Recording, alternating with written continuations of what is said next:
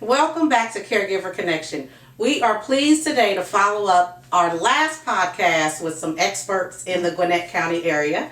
Latawsha Little-Hill and Steve, tell me your last name. Ashby. Ashby. Yes. Okay, Steve Ashby and Latawsha Little-Hill. So let me just dive right in and go ahead and introduce them to you. Latawsha Little-Hill is a local attorney and Georgia native. She graduated with highest honors from Georgia Southern University in speech communications before going on to complete her Juris Doctor at Western Michigan University Cooley Law School in December 2009. That's a mouthful right there. Yeah. In January 2010, she began working as Assistant Solicitor General for the Gwinnett County Solicitor's Office, where she spent 5 years gaining extensive trial experience. In 2015, she left the county government to start her own law practice, servicing Metro Atlanta. Since 2015, Latawsha has tailored her practice to mainly focus on civil case law, including contracts, child custody, wills, and probate. Now she's partnered with another excellent and experienced attorney, Steve Ashby. Together they started Georgia Will and Probate Lawyers, specifically tailored to streamline the estate planning process and offer a variety of quality legal services in a cost-efficient manner. Now we love to hear cost-efficient manner, right? Because most people think attorneys, they think, Okay, it's unaffordable. I can't afford it, right? So they don't do it, but we'll get to that. So, Stephen Ashby, thank you for being here, is a family lawyer with over 40 years of experience serving families in the Atlanta area. Steve grew up in Atlanta, another Georgian? Mm-hmm. Oh, wow. Well, y'all, that makes a perfect duo, doesn't it? And earned his bachelor's degree in industrial management at Georgia Tech. Graduating at the top of his class in 1977, while at Tech, he also worked as press aide and speechwriter for Georgia Governor George Busby. Steve graduated from the University of Georgia Law School cum laude, congratulations, and served as a law clerk to legendary Chief Justice Anthony, I don't want to mess up the last name. Alimo. Judge Alimo. Okay. Of the United States District Court for the Southern District of Georgia. After successfully completing his clerkship in the federal court, Steve entered the world of private legal practice and focused on representing families in many different aspects, including divorce, child custody matters. Over the past several years, Steve has limited his practice to wills and probate matters. So you are getting the experts here today. In 2015, Steve found a kindred spirit, Latawsha Little-Hill, when they began practicing in the same office. After working together for several years, Steve and Latawsha decided to form a new practice dedicated to representing families and individuals who need wills, durable power of attorney, and advanced directives for healthcare. Steve and Latawsha are also dedicated to helping families through the probate process when a loved one passes away. So this is a great follow-up to our last podcast. We had a guest that talked about a letter that he received from his parents on what he needed to know. He needed to know the following in case, but nothing is wrong with us. So we wanted to bring on some expert information of how people can best be prepared. So let's first just say, what is probate? Steve, I'll let you. Well, I handle most of the probate, and Latawsha handles most of the wills and things. But first of all, probate is the process of making sure everything gets taken care of after someone passes away.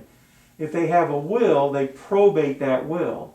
If they don't have a will, they go through a process called administration of the estates. And that's a process in Georgia which is very well developed. The great news is that Georgia has one of the best probate systems in the country. Oh, wow. And there's a great history behind that. If you'll give me a... Oh, yeah, go ahead. Well, it's interesting because back in the 1940s and 50s, every state had such different probate laws. It became such a huge mess, and the attorneys were making huge money off of estates when it really wasn't necessary. So, in fact, back in the 50s, one of the books that was on the New York Times bestseller list was How to Avoid Probate. Yeah. Okay. Yeah, it was on the New York bestseller list for months. Do we need to read that? No, don't read Okay. that. All right.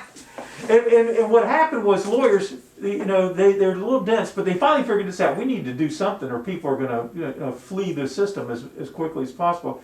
So a bunch of lawyers from around the country came together and formed a committee to write the Uniform Probate Code. And when they did that, they had to elect one person to be their chairperson, who's called the recording secretary. His name was Richard V. Wellman.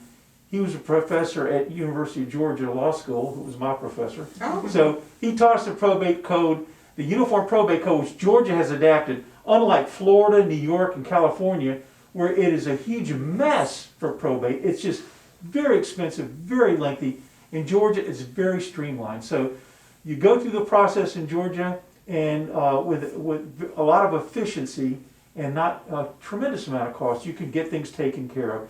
Even if you don't have a will, sometimes there are things that we can do to make the process a lot easier. So there are times where, will you always mirror the will with the probate, or are they standalone?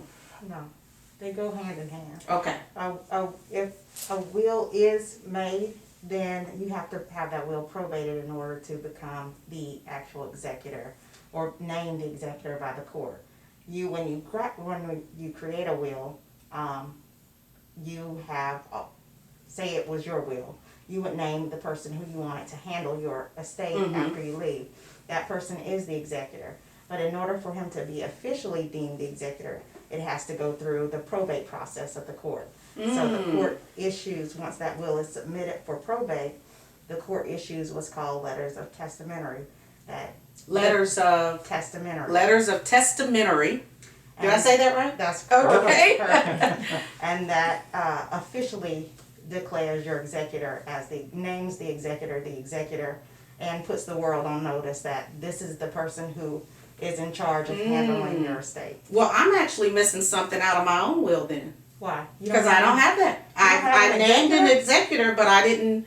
I haven't done the whole court process. No, that happens once you die. Yes. Oh, okay. Oh, thank goodness. Yeah, Well, you're good. You're not going to be We're really around. gonna have our thoughts right now. You won't be around for the probate. No. So, and a lot of people have questions around Yeah, this. So, yeah, I'm glad we're absolutely. talking about this. So, but you mentioned putting the executor, letting the world and the court know who that person is. Right. But we don't have to worry about that until You die. later. Okay, Yeah. all right. Yeah. So my will is good. Yeah, you're welcome. Right. You have your executor in there. Well, we'll take a look at it. Just Okay, to- yes, I will have you do that. So what are some of the challenges that you see with family caregivers being surprised with the caregiving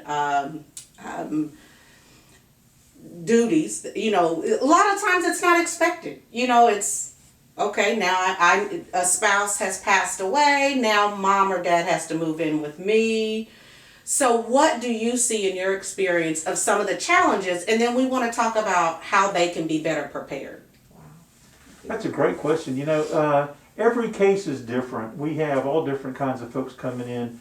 But I think one thing that's common with all of them is they just don't know how to proceed sometimes, especially caregivers, because that takes up 100% of their time. It's not like they say, well, I'll do it on Tuesday after bridge club. No, they don't get that. They just don't have time to do that. So sometimes it's good to have someone who sort of knows the ropes to tell you, okay, these are the things you need. And if they can be prepared, especially in the caregiver situation, if they can be prepared with a durable power of attorney and an advanced directive for healthcare, those are the things that give them the authority to really help out the person that they're giving the care for. So we really arm those people with that. And then, of course, the will just make sure that when the inevitable happens, as it happens to all of us, that we pass away, that the estate will pass to the people that the deceased wants it to go to as efficiently as possible. So that's how we do it. And let me touch on that. Like you said, you need that advanced directive and that durable power of attorney, because if you don't, and your loved one becomes incapacitated, meaning they can't handle their financial affairs on their own, and they can't take care of themselves physically on their own, then if you don't have that paperwork in place, you have to go through a very expensive process called guardianship or conservatorship. And that can be a nightmare. Not only expensive, but it can be a lengthy process as well. And you just would rather work all those things out on the front end while your loved one is competent, rather than waiting until they reach a point where they can't really make a whole lot of decisions or give you a whole lot of input themselves, and you're trying to pick up the pieces and figure everything out yourself. Which was a lot of the population that we serviced. When we were an adult day center, we had individuals that couldn't stay safely in their home for whatever reason or another, whether that was a physical or cognitive impairment. A lot of times caregivers were coming to us, and I said, it's in crisis mode, and how could we eliminate that? I know not everybody wants to be proactive. I know that. Right. Or some people just say, it's not going to be my problem. I'm going to be gone, right? But the whole purpose of Caregiver Connection is to give family caregivers, first of all, the information and permission to keep their self-care a priority, but then also how can they be proactive in their loved one's plan of care. So what I just heard you say was it's lengthy and more expensive if we don't prepare up front. So I always say you're going to pay for it on the front end or the back end. Which way do you want to do it? And the good news is paying for it on the front end is so inexpensive. For example, if someone gets incapacitated and they don't have a durable power of attorney, that process takes thousands and thousands of dollars. And the court is involved in every part of it. For example, if a husband gets incapacitated and the wife becomes the guardian, she can't blow her nose without asking the court's permission to do that. Right. And they'll make her post a bond. Yeah. Even though these people have been married for 50 years, the court has to. They don't have any discretion. They have to make them post a bond. Now, if you do a durable power of attorney, you don't have to do any of that. You know how much a durable power of attorney costs? $75. Wow. Per person. That's what we do. Now I have had people.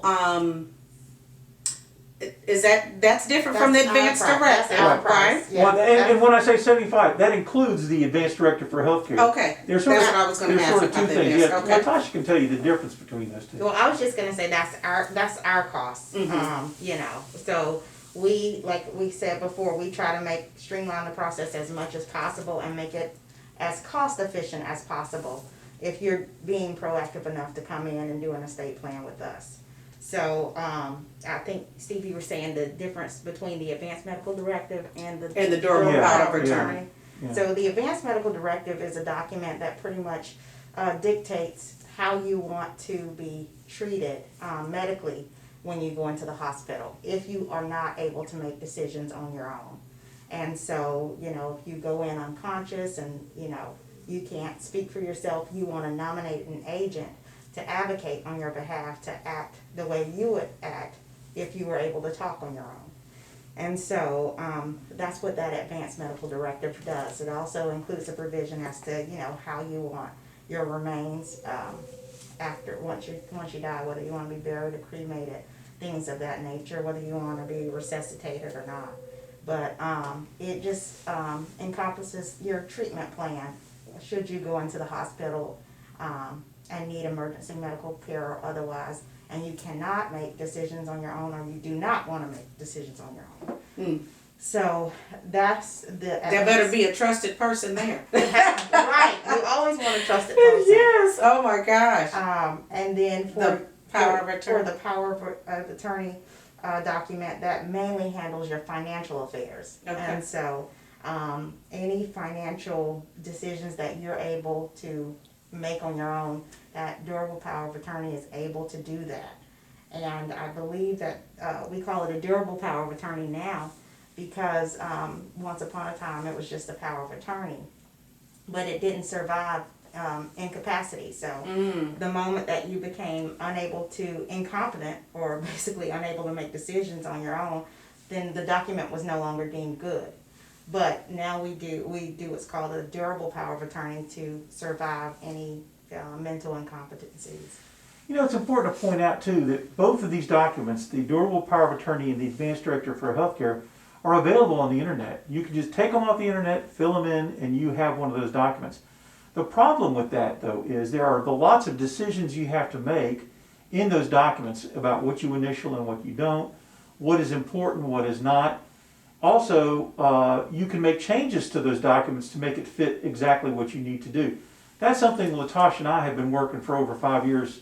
We have refined these documents so that they do a lot more than you can just get them off the internet for. Plus, we see this all the time. People will come in with a durable power of attorney that they've taken from the internet and they go, hey, I'm good, I've got this. And then you look at it and you go, oh no, there's something you didn't know, and they didn't do it correctly, or they didn't get it signed and witnessed correctly, and we have problems with that. So, you know, for $75, you can make sure that you've got one or two. Well, we've been practicing for a while, so we know what we're doing. And, you know, you can get that kind of experience and get it done right. And it sure beats not having the document, and it sure beats saving $75 and going on the internet and rolling the Having a dice. ton of questions. And or the lengthy process. That's right. Yes. That's After right. the fact. That's So right. this is all about being proactive in your loved one's plan of care and or your plan of care. I'm a mother of an only child, so I'm only 46, but I put everything in place because I wouldn't want him to have to figure it out. I mean, you know, he's right now he's only 14, Right. so But no there's- matter what the age, you don't want to leave your loved ones in that type of distress. Yes. I mean, they're already going to be in distress, but you don't. That just relieves an extra burden from them because they know that you were, you know, you took the necessary steps to put a plan in place, That's right. give them a head start. And so that's why it was intriguing to me. My parents and I talk about our stuff a lot now. But I don't have an official document like my friend received.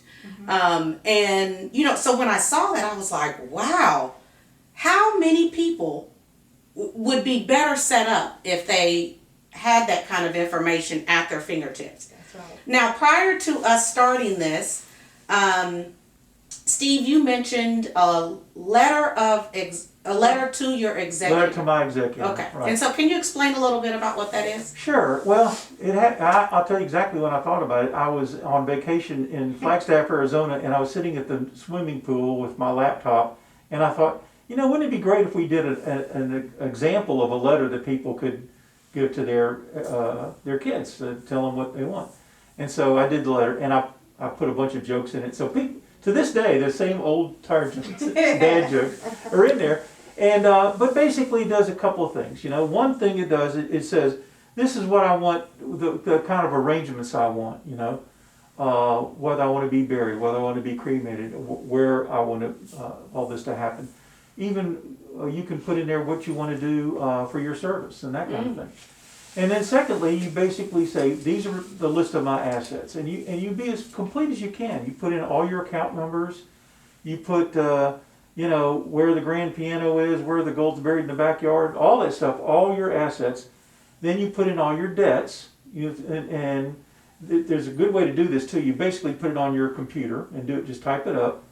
And then you put in all your insurance, even car insurance and medical insurance, because insurance numbers and all. Now that's sort of a pain to do, but you do it once, and then you type it up, you give it to your oldest child, for example, and I tell people, don't put it in an envelope with "Do not open till Christmas" on there.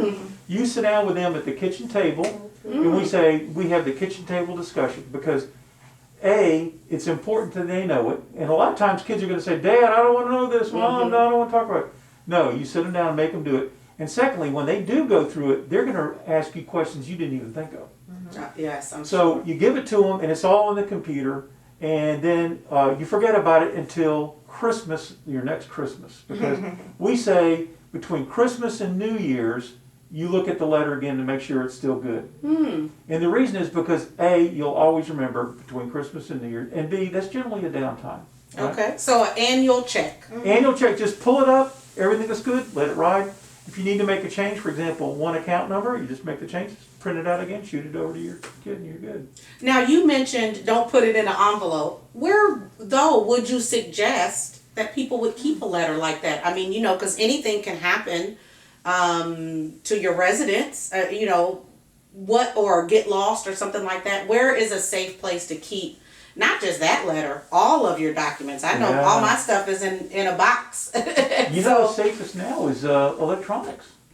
You have it in a file, the house burns down, and as long as people know, like if it's Dropbox or something like that. Yeah, but that original will, we tell people. Latawsha needs to tell you about the original will, because that's very important. Yeah, we a lot of times advise our clients to have it, in a fireproof box at home. And make sure that your executor or whomever you want to be in charge of your estate knows where that information is.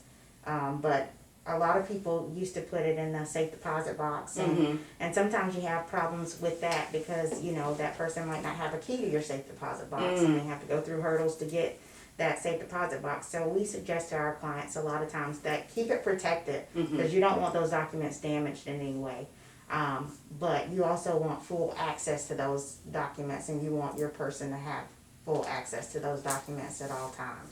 So, say for instance, it wasn't in a fireproof box. What are some of the steps? And it's all in place, right? They may have the executive letter. What are some steps that our caregivers could do to find these documents, or insurances and things like that? Well, that's why having that conversation is so important, so that we also suggest that they have a copy of, those documents. If they are your agent, if your child is or your loved one is the healthcare agent, they need a copy of every document that you have. So that they already have that. They don't have to, do a whole lot of digging. So make a copy. Somebody can have a trusted agent can have a copy. That's right. But do you all keep copies of people's wills? We have a scanned copy. Oh, we have 3 backups.